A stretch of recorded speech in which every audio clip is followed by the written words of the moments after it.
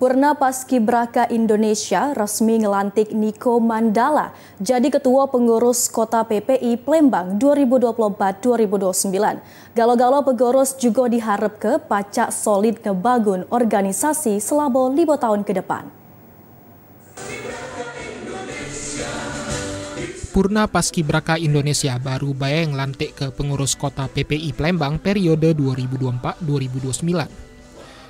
Jero kesempatan ini, Purna Paskibraka Indonesia resmi netapkan Niko Mandala jadi Ketua Pengurus Kota Purna Paskibraka Indonesia Plembang untuk 5 tahun ke depan. Habis dilantik, Niko Mandala ngaku seneng karena dinjuk amanat muat mimpin pengurus Kota PPI Plembang sampai tahun 2029 age.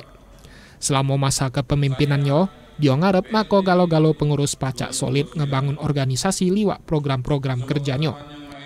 Alhamdulillah, hari ini rasanya bersyukur diberikan amanah oleh para anggota PPI Kota Palembang untuk memimpin organisasi PPI Kota Palembang 2024-2029.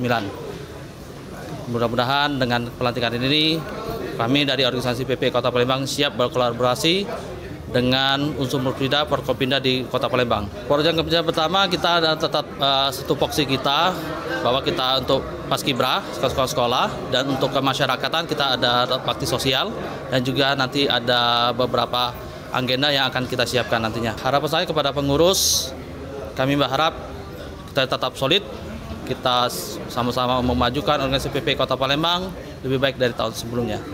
Acara ini dihadiri langsung oleh PJ Wali Kota Plembang Ratu Dewa, sama Ketua DPR RI Dapil Sumatera Selatan sekaligus Wali Kota Plembang periode 2003-2013 Edi Santana Putra. Arwi Murahman, TVRI Sumsel ngelapor ke.